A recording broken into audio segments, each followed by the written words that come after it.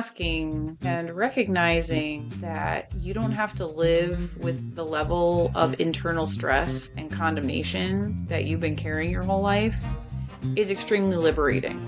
I can't know why Jesus loves me when I screw up if I don't have a window into the compassion he has for me, which is that I'm working against something that is hard.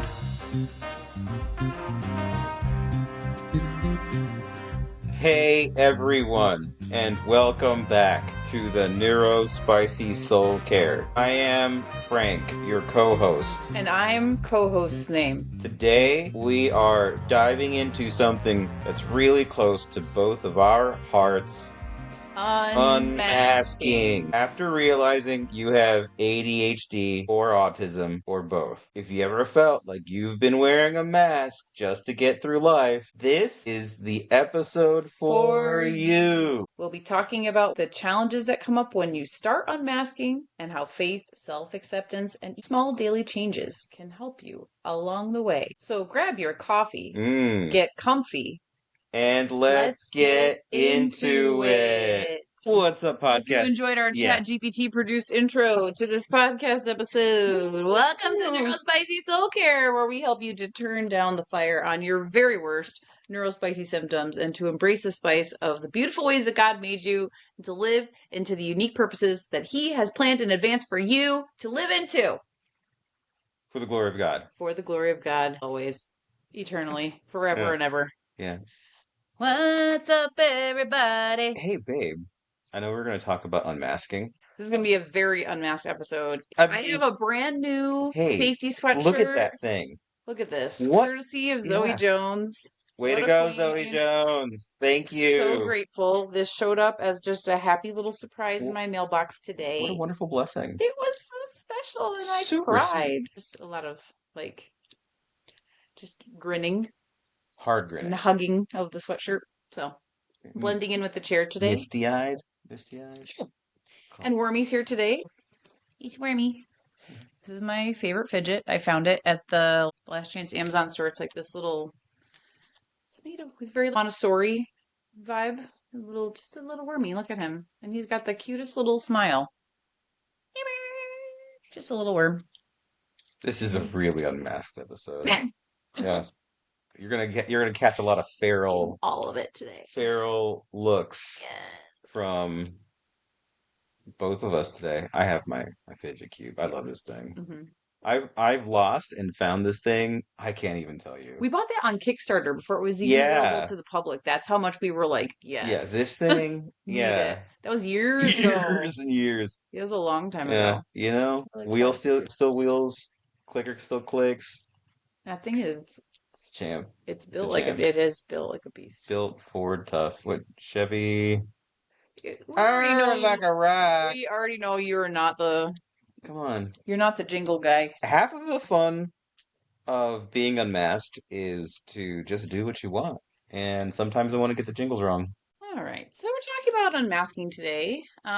If you're not familiar with the term, masking refers to basically holding in your traits that are ADHD or autism related. It can include but not be limited to things like forcing eye contact when it's uncomfortable for you, maybe mimicking social behaviors of the people that are around you so that you appear like you are vibing with them, suppressing stimming.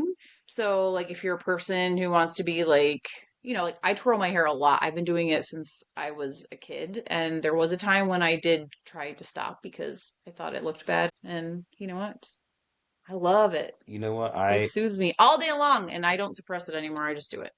And then hiding sensory discomfort. So like if the lights are really bright and it's hurting your eyes or something's really loud and you're pretending like you're having fun. Yeah.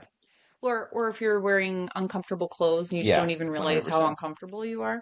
Yeah, those are just some examples of masking. But it's basically just suppressing things that you naturally want to do in order to fit in with what's going on around you, to go with the flow.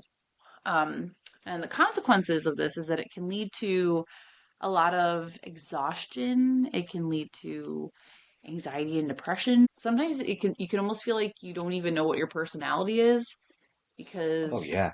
Oh yeah, yeah. because you're either not talking about things that you want to talk about or you're not behaving in ways you want to behave. You're not your full range of joy to sadness. So you just don't think you can like it's like a general shrinking of yourself, I guess you could say Yeah, in a lot of yeah. And ways. you know what? The masks can look different. You can wear different masks around different sets of people, Mm-hmm. right? I forget if this is some sort of Eastern train of thought. Somebody help me out with this. Is that you wear three masks in life. One for the public, one for your family, and one for yourself. Ooh, Yeah, one for yourself, huh? yeah. I feel like that's the most important one to get off Yeah, that's is that we'll talk about today is just like and that just takes a lot of paying attention. for sure. Yeah. Yeah, yeah. A Hmm. lot of paying attention, a lot of, I guess, like holy introspection. I think so. Yeah, yeah, Yeah, yeah. it's definitely hard to sort out just on your own. It actually was really helpful for us to do it together, but also deeply problematic at the same time. Problematic. What was problematic with It it? was temporarily problematic. Yes. So the problem was when you start unmasking, part of what you're realizing is how uncomfortable you are, or just how far down the path of overstimulation you are. And as that happens, it can feel like more and more things are bothering you, which can make you feel more overstimulated while you're trying to remove overstimulation. So it feels very like counterintuitive.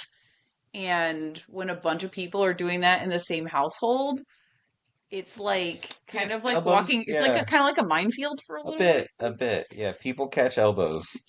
Yeah, Yeah, yeah, but it's the elbows are mostly just like everyone screaming into a pillow at once and just like needing a few minutes to yeah, yeah. go cool off and It could look different for a yeah, lot of it folks. looks like a lack of conventional productivity for maybe a Oh, month. oh yeah, yeah. Yeah. Actually, Yeah, I just remember being shocked over and over again. I would recognize what was bothering me. I would recognize that I was bothered, and I would be like, I'm just gonna need a few minutes. And I would walk into the room and I would sit down and I would be like, okay, what's bothering me?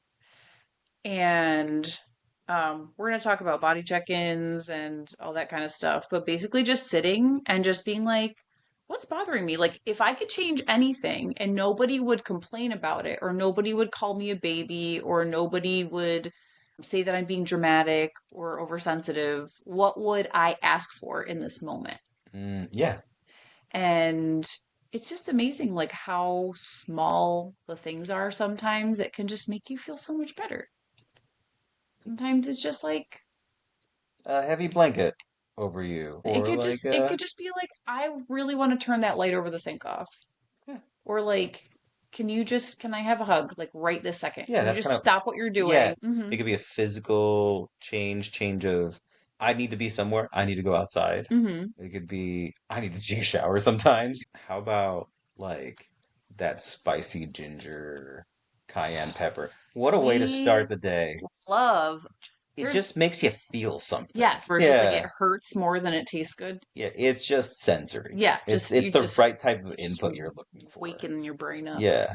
You know, now that like hard coffee is like kind of out of my book. Yeah. It helps. It helps Hmm. a little bit. All right, so since we're kind of doing like a little bit of personal story in the Ooh, front, what is something that you used to do all the time as a mask that you're like glad that you don't really feel like you have to do anymore? think the biggest thing, and I still kind of do, is over apologize. Like, just to like not make people feel uncomfortable around me, or I don't know, I just like over apologize on the drop of a hat.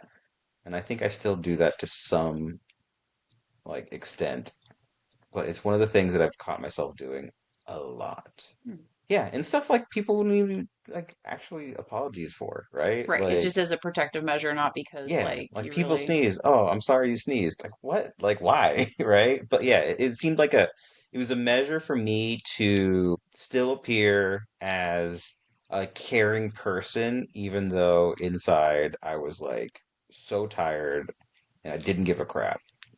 Hmm, Hmm? interesting. Yeah, yeah. Well, I mean, I guess sometimes that's a reflection of the fact that your social battery's already drained, Yeah, right? You're not yeah, able to be present and yeah, yeah, actually yeah, yeah. like enjoy what you're talking about and who you're with. Yeah. For me, the biggest thing that I was shocked about is I hate when anything is tight from my knees down. Mm. Well, Like that's why I've already vocalized that I retired from skinny jeans, and these like literally just I love big t-shirts that cover the whole top half of my arm and nothing tight, and I love to be warm. I started wearing almost always wearing pants, almost always wearing a t-shirt tucked into my pants, and then almost always wearing a sweatshirt because women's fashion, it's just like you have to be cold in order to be on trend. And I'm just so sick of it. And so this is the look now. This is the vibe. why be cold? We live in Southern California anyway, right? Like, comfort is always achievable with clothing. Like, just it's okay to just do it. So, Just do it. yeah. So I'm like, I'm not gonna. Mm. That's it. Yeah. So that was the biggest change was I think I just threw away half of my clothes and been slowly rebuilding into comfort and natural fibers. I don't like the sweaty feeling of stretchy polyester type of fabrics, like spandexy stuff, very Mm. much. Um, I mean, you still wear tight socks. well, what other socks are you gonna wear? You're gonna wear baggy socks? That's not a thing. I know. That made me so mad for some reason. You would call me on socks? They're not spandex socks though. Well, I mean, they're partially spandex because they got to stretch over your foot. Anyway, Moving on. moving on. Oh, man. All right. So the point of working on unmasking is so that you can structure your life to actually suit you. Mhm. So, really interesting thing to think about is that your home at this point may actually be structured in a way that is counterintuitive Gasp. to the way that your brain works. Well, simply because that's the way you were raised, or that's just what people do, or you thought it looked cute or whatever. So the goal of this is to kind of change your sensory environment, Mhm. um, whether that's on your person, Yep. in your home, In your space. in your workspace if you Mhm. can, depends on what kind of work environment you have. And what that does is it's going to increase your margin, increase your emotional stability, and increase your ability to handle unexpected inputs. Mm. So the more, again, we're always talking about decreasing the problems on the front end in terms of like caring for ourselves, whether that's like sleeping, eating, whatever, but also these unmasking measures, doing these things when we can will keep our buckets a little more empty so that we're not having overflow, overwhelm happening as quickly and easily Yeah. as they have Yeah. in the I like that past. bucket Yeah. analogy. That's Yes. really good. Yeah. And Eh, again, this is a long-term for strategy because sure. in the short term, it will not exactly feel like relief Yeah. in that way. Yeah. No. No. There's some weird side effects of like I wouldn't call them side effects, but I think they're just uh, short term, yeah. I guess, side effects. What were some things that happened for you? Um, what did I started sneezing really loud. Sneezes used to scare me so much I would yell at him when he sneezed. Yeah, so then I learned how to like Did you? sneeze. And then he'd I don't know how big sneezes convert to small sneezes, but he would sneeze like 8 times, In a row. but like these little itsy tiny Oh sneezes. yeah. It was And now it's horrible. just one big sneeze again. He doesn't do it at all. So Hmm. that's I don't even know mechanically how that works. It just But gets out of my body. yeah. My body's And like, then you can whatever. apologize after you sneeze because sometimes it just scares the daylights out of me. I'm not apologizing. But yeah, and there are some Mm. funny things that happen. I know, is this well, let me ask you, what weird things happened to you that you noticed when you started to unmask heavily? Well, I wouldn't say weird, but just in the short term, I felt like I was just made out of glass. Like, once you start noticing what bothers you, until you've actually drained that bucket down a little bit more, you're just noticing how full your bucket is. So that's the problem. It's not that it's not helping, it's just that half of what masking is reconnecting to your body and saying, I don't have to ignore these things. Does that make sense? Yeah. So masking is tiring because you're literally telling your brain, we're not processing that information. Mm-hmm. And that is still work for your brain. Mm-hmm. So acknowledging it and then saying, is this preventable? If the answer is yes, you can bypass that entire chunk of energy by not having it happen in the first place. But yeah, but especially with a house full of three kids and still having to do chores and still Mm-hmm. having to, you still had to go to work. I've been home with my kids for 12 years. So like I'm not here to soapbox about it being a job, but like yeah, it's work, obviously. But I don't go to work. I live at work. So It's like prison. stop. The trad wives are gonna come for you. A happy one, like a Norwegian one, where there's a TV and a couch. I thought you were saying Norwegian trad wife. I was like, oh, Norwegian prison. Yeah, A yeah, yeah, yeah, nice a yeah. The nice nice prison. ones. Yeah. Is that a thing? Yeah, they're super nice over there. The Scandinavian prisons? Scandinavian prisons are like super nice. Oh, Yeah, okay. yeah, yeah. Oh, but anywho, Anyway. I, you know what happened to me, happened to you, Mm-hmm.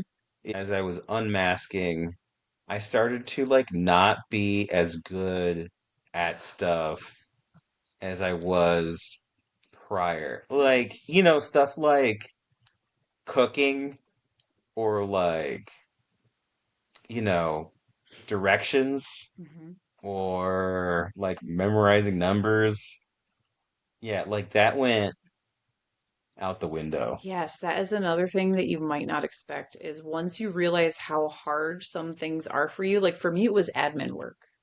Mhm. I was doing admin work for the church at the time, when I was like piecing all this together, and it just got harder and harder and harder and harder. And it's like I couldn't even, my emails like had no greeting or no ending anymore. It was just like blah, blah, blah, blah. Oh, was that wormy? My cube doesn't quite have a voice. But you know what? But I also learned that some of that minimum effort that I was giving was enough. Yeah. So there was something about me being like, it's too much effort for me to come over this email 7 times, and it's too much effort for me to like make Oh, sure it I was remember bolded and those. color Yeah, coded the way yeah. that I wanted it Oh to my be. gosh. Yeah, like once I kind of, we talked about good enough, and really part of unmasking is like you start to feel like you're like schlepping it in, but you realize nobody's upset with you about it. And that's crazy. That's absolutely crazy that what you feel like is like minimum barely crossing the finish line effort is accepted sometimes, many times, honestly. So the hard part is you accepting it. Oh no. Whoa. Yeah, that's pretty crazy. Yeah, so loss of skills that's an interesting thing. And also I realized that I've just always put myself in a lot of positions where I quote unquote I could do the job, like from a literal perspective. Can you do this? Yeah, of course I can do Mhm. that. That's the problem with twice exceptionalism, right? With ADHD and autism too, is you have above average skills, often in intelligence and like problem solving, and then below average skills, often in executive function, administrative types tasks. So I would say, yes, I can do admin work.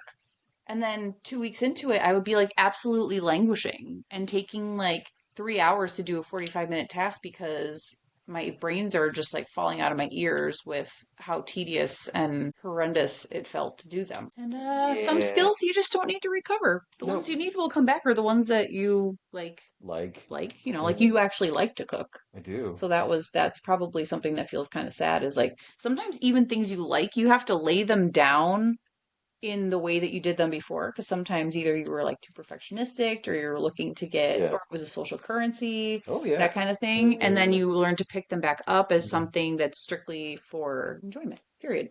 Yeah, yeah, So, what you're going to be doing for unmasking is, first of all, accepting the fact that you have personal preferences. yeah. Gasp. That your personal preferences may not be exactly the coolest thing that's happening now. Your preferences may go against the grain. Feel like it's pretty easy Hmm. to mask with knowing enough about culture and like fashion or what's in, and then like hiding yourself to make things easy for everyone else, making it easy for you. I actually saw a crazy reel where it was saying when you're masking, you're making the faces that person wants you to make. So you're not just regulating for yourself by keeping yourself in a safe social zone, you're also regulating for the other person. Mm, And mm, how crazy is that? mm. So that's why sometimes when you start doing things like being more lax with eye contact or you're not overly emotional with your face, it can be a little unnerving to people who've always seen you behave that way. So that could be another interesting, side effect, if you will. That's why, we've already talked about friends who get it Yeah. or friends who can get it, friends who are willing to learn about it, to be curious about it. And once people know, you can continue to kind of relax yourself and let the mask off because they know where it's coming from. They know that it's not that you're disinterested in them or that you're in a bad mood. It's just that you're conserving energy, and it's actually kind of an honor to be a person that a neurodivergent feels comfortable enough to unmask around, Mhm. especially if they're not neurodivergent themselves. I feel like that's a big trust factor, to know that you're not going to be rejected or given like a questionnaire about your behavior. So, Yeah. Yeah. and neutral behavior, right? Not stuff like, saying something that's like super out of pocket or, like we Walking still have to, outside the house without any pants on or anything crazy like we're that. unmasking, not unpantsing. Oh, That's dang. gotta That's a check the vocab. I think I misread your outline today. Anyway, silly goose. Yeah, so we're still responsible for our behavior, Hmm. but in areas where it's just a matter of it being kind of socially Preference. quirky Yeah. or Yeah. preference. Yeah, things like I dress like one of the boys from the Sandlot most of the time now. You look great though. My husband likes it because I'm comfortable and happy. I'm Yeah. not grouchy because my pants aren't too tight. Yay! Yeah. You've really embraced drinking seltzers since we've Oh yeah. unmasked. Yeah. Yeah. It's n I thought that I was just like a slave to like sodas. Uh-huh. Really, I'm not.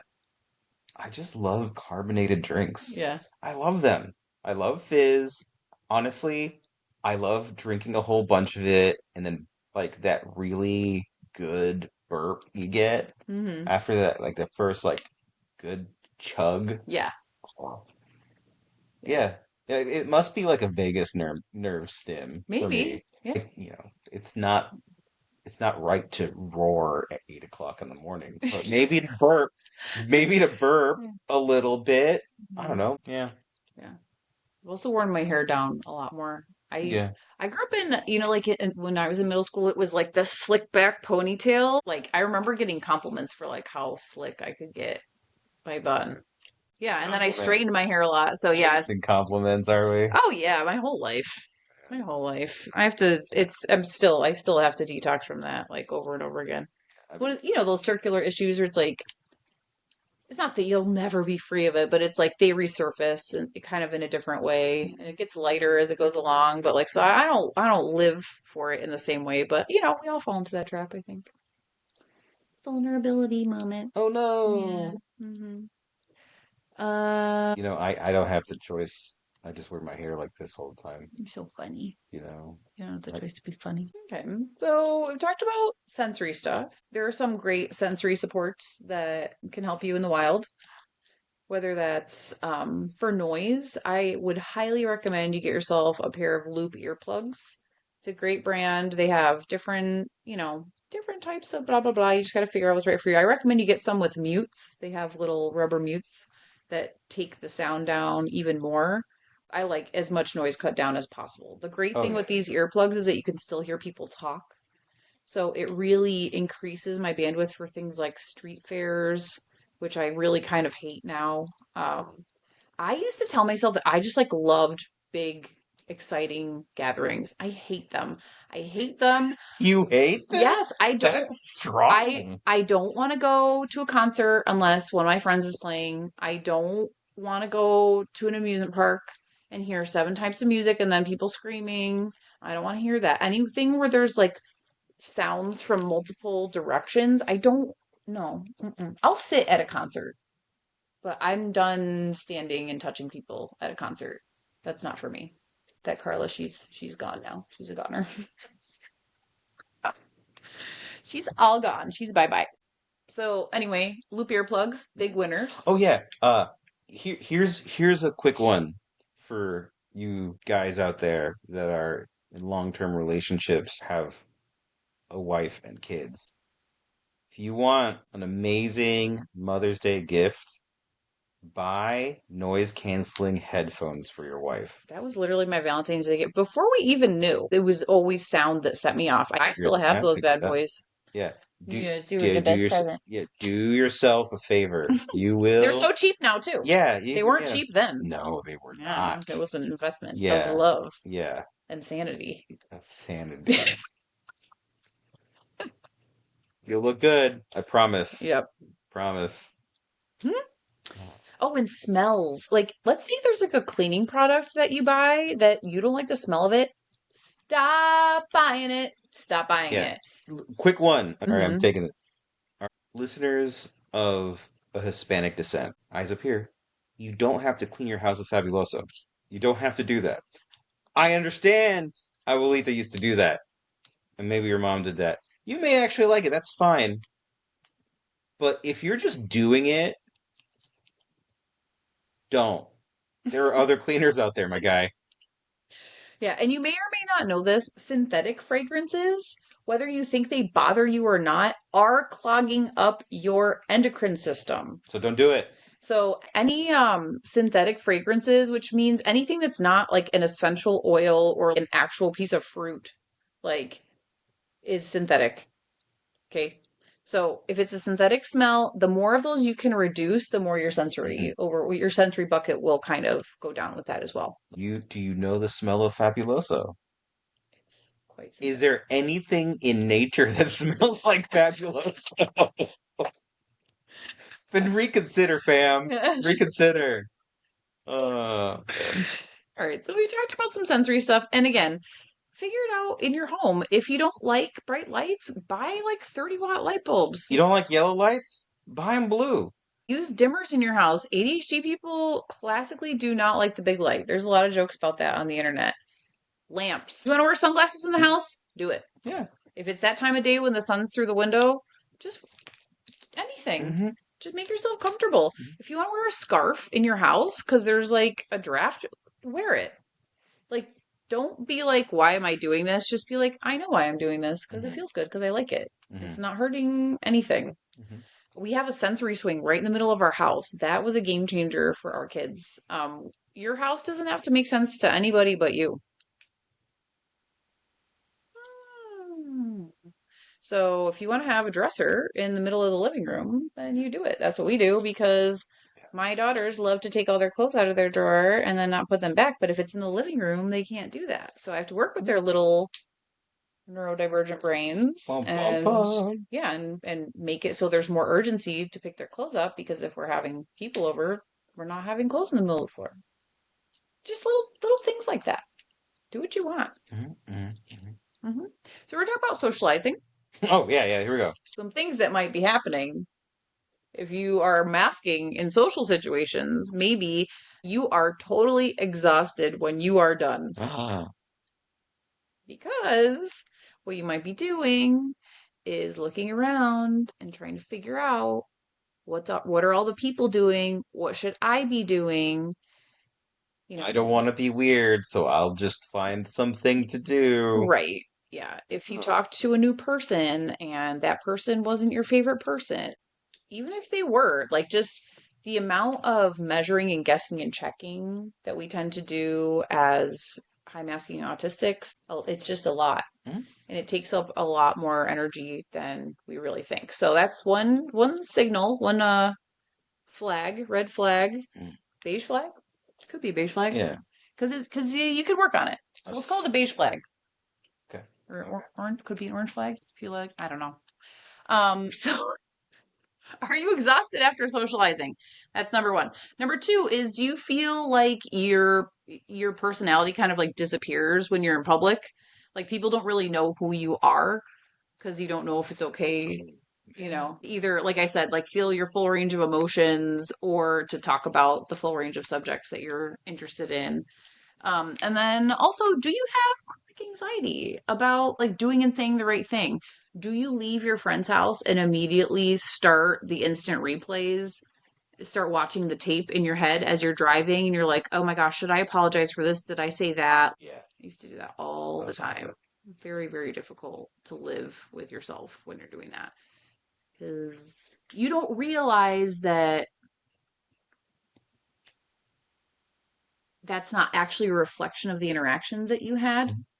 It's actually a reflection of how tiring that interaction was and that you couldn't Yeah. really feel what you were doing Oh, by yeah. the time you were done. Why my favorite is when you're replaying the tape over and over again, and then you wake up in the morning and you're still thinking about it, and then you have arguments with that person, like in the shower. If that is happening, mm, Yeah, if you're like, and you're mm-hmm, escalating it mm-hmm, into like a mm-hmm, what happens mm-hmm, if I apologize and then they're mad at me for mm-hmm. apologizing, or it's a much bigger problem than I even thought, and then yeah, things can spiral like that. Because a lot of what autistic brains are doing is trying to protect you. Preparation is to try to protect you from what might happen. And that can be a fear response. So again, unmasking is about recognizing, first of all, the feeling that feels bad. And then, like, why am I doing this thing? Like, how did I get here?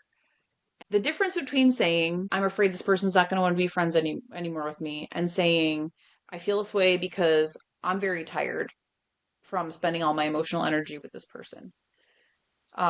When we slide into the fear and the anxiety, like fear is not from the Lord. So it's not from the Lord. And you know that you are a good friend. So if your friend does call you and say, hey, like that, what you said was like really shady back there, you'll be like, oh my gosh, I'm so sorry. Right. Like if, the goal is again, not to dodge responsibility, but we don't have to prepare for every negative thing that could possibly come up because That's exhausting. You'll never be able to. yeah, right. You'll There never there be will able always to. be more bad No. situations. You'll Mm. probably never guess the one that's actually Hmm. happening.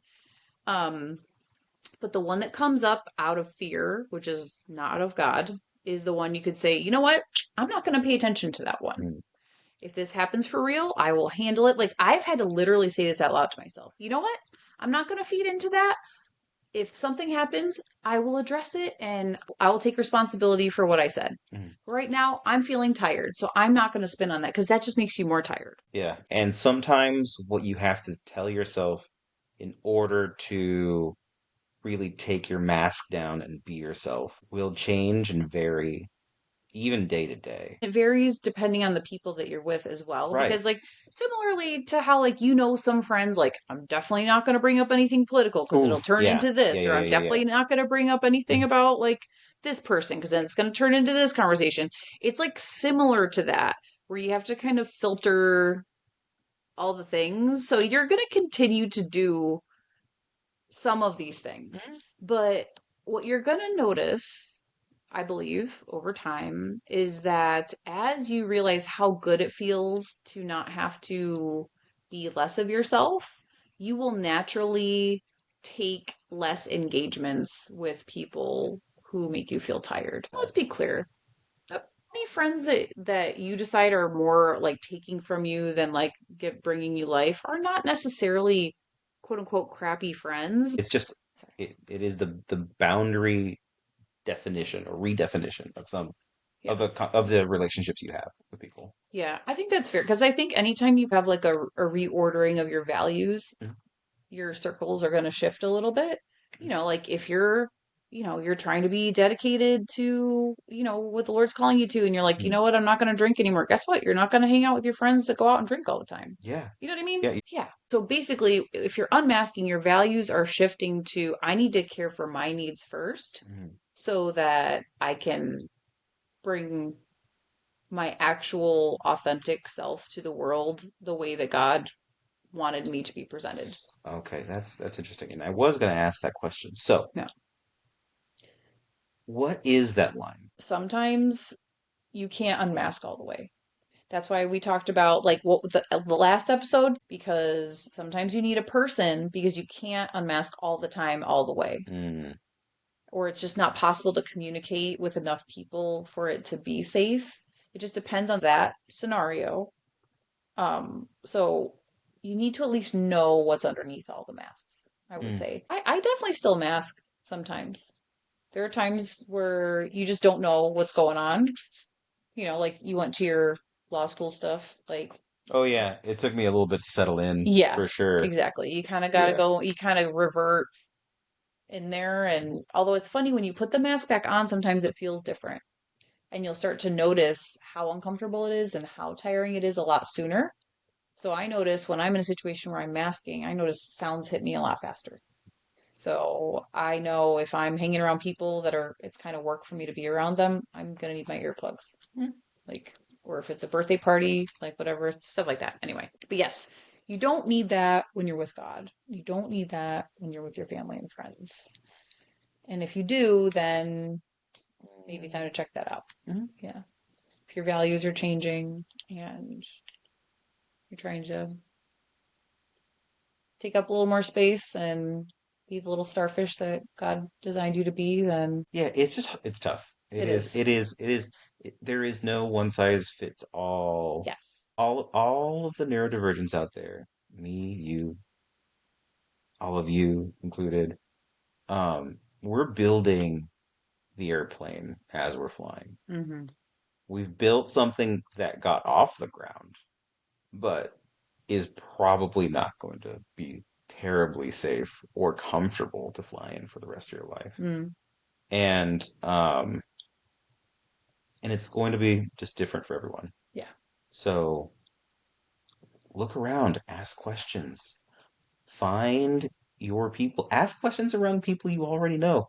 Chances are there's probably a neurodivergent or two around you. Mm-hmm. Yeah. Yeah, and just some practical stuff.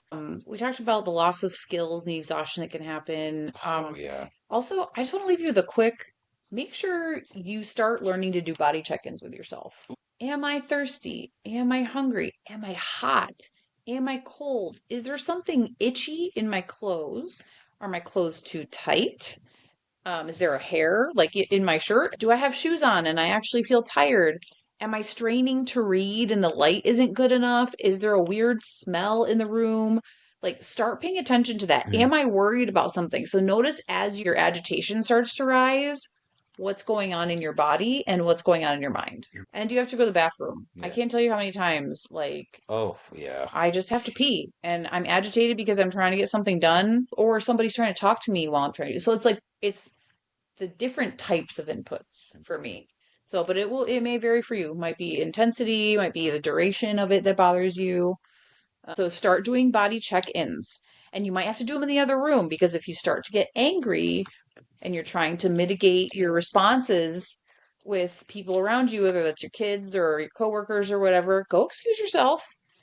Take a couple minutes, take some deep breaths, and just be like, what is bothering me right now? Mhm. Just ask yourself and just say, there's no wrong answers. It's not, no, it can't be that. That's silly. Yeah, it's probably that. Start paying attention to that stuff. It's not silly because and working with it can lead to freedom, goodness, joy, and peace. That sounds like it has changed your life for the better since the beginning of your journey. It has, That's definitely. good. Uh, My life has absolutely changed. I know we've talked about this a couple of times, but like, Mm, where do we start drawing that line of where unmasking turns into um, more of a selfish pursuit than a pursuit that would lead to a life becoming of a Christian, somebody who's yeah, who's chasing after Jesus, so to speak. excellent question. And of course, this is a moving target It and it's is. going to vary from person to person. There's personal conviction involved. There's the reflection of people around you. Hopefully you have at least a couple of core people to give you a real, assessment that's compassionate and that kind of holds space for the fact that like you're learning a lot right now. Um, so I think I've said this before, but I think generally what's going to happen with an initial diagnosis is it is such a relief to realize that so many of the things you've struggled with for your whole life are actually not character flaws. They're actually just kind of the way that your brain Mhm. is bent a little bit. Mhm. It's such a relief that you can really lean very hard into the label of autistic or the label of ADHD while you're learning about it and you're hyperfixating on it, right? Like it's going to feel like it's almost at odds with your identity in Christ. Like I know it did for me where I was like, but because I was measuring it constantly because it feels there's a couple things going on. One is like, wow, I've learned all these things about myself. It brings you so much freedom. You're just like, why haven't I had this feeling in my faith walk? Just really interesting to even say that out loud because I have been a Christian for like, you know, dozen years, 15 years, like really walking with the Lord. And learned a ton about theology. I know a lot of things, like, and done a lot of volunteering. I've been worship leading. I have led Bible studies and, small group talks and stuff. So I have all like the doing it, like the service street Checking cred. off the boxes. Yeah, exactly. So it's like you have all that stuff, but there's something about not understanding yourself and not being able to accept yourself, like carrying self-hatred for the fact that you just can't read your Bible more than 5 days in a row. There's just this condemnation with a lack of what others would call consistency or like, you know, we can put Christian words on, we can call it steadfastness, we could call it all those discipline oriented things where it's just,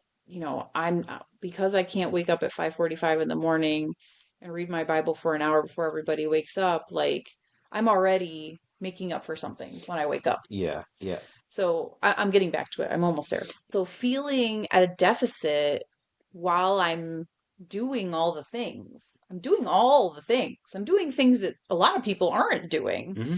And being on good terms with God has not hit the center of my soul. Oh yeah. It's like very hard to explain, but the reason is because those things aren't from God, but you don't realize how much other people's perception of you, whether that's like, family, like godly people's perception of you, kind of pad what you think God's perception of you is, Hmm. and you start to learn what the most acceptable version of you is, and that version feels so hard to achieve Hmm. that you cannot feel at ease in the presence of God Oh because yeah. you're constantly asking yourself, what did I forget? Or what should I be doing different? Or like, is it okay that I'm tired right now? Hmm. And that's what leads to burnout because we stay masked so hard for so long because that's the most acceptable version of us. And the truth is, which I could only learn sick in bed for a year, not being able to get out of bed, was that God wanted me here whether I could contribute to his kingdom or not. Mhm. that me breathing was a contribution to his kingdom. Mhm. And so I had that in there, but then I was like, okay, great. Well, now I'm back and now I can perform again. But there's something about saying this is a way that a brain can be created. Like, and I'm seeing myself in like the positive things. I'm seeing myself in the really challenging things. And all of a sudden, my struggles make sense in a way that I can say, this is actually part of how I'm made. And this is something that I have to work with, but I don't have to fight against actively. That's Mhm. not what killing my flesh Oh, should be. and getting to the point, I think one of the strongest weaponized Christian theme and text that Satan loves using says, I must become less and he must become greater. Because at face value, it's easy to understand. Oh, okay. I have to be less and I have to make Jesus bigger. Well then I must do things not for me, but for Jesus and only for him, right? Not for if it's my pleasure, if it's something that I enjoy, no, it can't be something that I enjoy. There were moments in our faith walk where we were like, oh, you know, got to do the hard thing, right? Because that's what God wants The us to do. hardest thing The is the hardest thing. extramost best The thing. yeah, that's the Little Caesars like religion situation, right? But like the idea that you have to become some obscure uh like you yourself, your identity, it has to be dead or null and void or Invisible. invisible Hmm. in the church for you to win at the game of church, Hmm. right? To be Because doing it right. I know there. Look, camera time again. Autistics in church, you can't win church. There's no winning church. There's only doing church. Hate to break it to you. One of the things we have to remember as neurodivergent people who want to win is to step back and understand our faith isn't something you can microwave and isn't something that's going to be the same forever. There are seasons of your life where you are into a certain type of service, where you are doing certain things, Hmm. where you're studying certain topics, where you're pouring into certain people, and then that's going to change. Very seldomly are you doing the same thing over and over again in the same way with the same type of people. If you're doing that, I don't think you're growing. Mm. Yeah, Yeah. So we talked about, I'm just going to recap that real quick. sure. So unmasking and recognizing that you don't have to live with the level of internal stress and condemnation that you've been carrying your whole life is extremely liberating.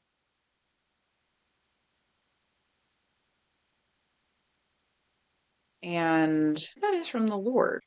It's easy to be like, no, like, well, this shouldn't be giving you freedom. Like your faith should be giving you. It's like, but it's part of my faith that I have been taking steps to try to find out who I am so that I can live rightly. Hmm. I can't know why Jesus loves me when I screw up if I don't have a window Hmm. into the compassion he has for me, which is that I'm working against something that is hard. Hmm. It is actively working against me on a regular basis. Yeah. Like I do not do the things that I want to do, but the things that I hate, I do. And if we think that the doing the things that we hate is part of who we are, then we start to hate ourselves. Oh, yeah. Yeah, if we just think that's like part of it's just like these are just character flaws that we have and we just can't stop doing them no matter how many times we pray over them, blah blah blah blah blah. But, and the funny thing is that a lot of the times, if we can start to unmask and relieve some of the background sensory things that steal our energy and steal our focus and steal our emotional stability, we actually will sin less. Yeah. See what I'm saying? It's like in your anger, you're very dysregulated by the time you're that angry. So you are likely to sin in your anger. Mm. Whereas if you can feel that feeling start to move up on you significantly before that, because you've been practicing what does it feel like when noise starts to get me off center, or what does it feel like when I step in water and all of a sudden, like if somebody talks to me, they're automatically my enemy. If I'm not aware of that, I will just keep screaming at people and I won't know how to apologize for it besides, sorry, I was mean again. And you'll be so ashamed of it that you won't Mm. want to apologize. You see what I'm saying? Mhm. So leaning into this feels selfish, but I guarantee you it will make you a better parent. It'll make you a better friend. It'll make you a better coworker. Oh, yeah. Truly. It will make you a more reliable member of the body of Christ when you know what you can actually be relied upon to do. Yeah. And in the meantime, while you are languishing and realizing how burnt out you've been from holding in how hard socializing and just life in Mhm. general is for you, remember that God does not love you more when you've read your Bible and said your prayers and served the poor and rescued orphans. He does not love you more on those days than he does when you are just a crumpled mess in your bed, breathing in and out. Mhm. He does have good plans for you that he's planned in advance for you specifically. That which you do have to step into. Yes, you neurodivergent, unmasked you. He has work for you to do when you're ready. After you get your Elijah treatment, you get your nap and your snack. Elijah I'm treatment. That's gonna gonna be a that. spa We're thing. gonna have some merch that says I'm getting my Elijah treatment on it. Yikes. But after that happens, when God says, okay, it's time to get up, like the time that you took to figure yourself out was work that you did that contributed to the plans that God had for you. It is work. Yeah. You're doing it. You're doing it right Caring for now. yourself is the work sometimes. Just like, there's times you're studying a certain thing, you're working with a certain. Guess what? Sometimes the person you're supposed to minister to is you. It's supposed to be you and the big J crying it out and being sad that you've been holding stuff in your whole life and that people didn't like it when you stared in another direction when you were talking about your favorite things in the world and you got yelled at by your teachers, whatever. You take the time to bring safety back to your body, grieve what comes up, and you got to let yourself rest. You got to kind of unpack your schedule and cut down the unnecessary stresses, especially while you're doing that. And then God will gently say, okay, it's time to step into this. All right, it's time to start going to the gym again. Okay, it's time to call this friend. Okay, it's time to. Show up to things. Yeah, Yeah. exactly. So Yeah. he's always done that, Yeah. right? Like he's always nudged you to do the thing that you have to do, and he's not going to stop now just because you're starting with yourself instead of whatever project you think seems more productive or more better than helping yourself. That sounds pretty good. Yeah, it's holy work. The first gift God gives you is your body. Well, that's it for today's conversation. You don't have to It's read it, but you have to keep moving. That's too okay. slow. Well, that is it for today's conversation. We hope that that hearing about our unmasking journeys encourages you in your own. Just a reminder, unmasking is not becoming someone new. It's about becoming more of who you really are, the way God designed you. And that process is worth celebrating, even when it's messy. If this episode resonated with you, love to for you to share it with a friend I hate this. Yeah. Thank you guys for joining us today. Thanks for being a part of this community. We really appreciate you guys. And remember, if you're unmasking and you just feel absolutely stuck and you are just at a loss, hit me up for a free coaching intro. I'd love to talk you through it and pray with you, see what it is that you need, and get you where you're going. You can do it. Jesus will help. Just be nice to yourself. Be patient. Just remember that it's not a straight line, but you can turn down the fire. And embrace the spice. For the glory of God.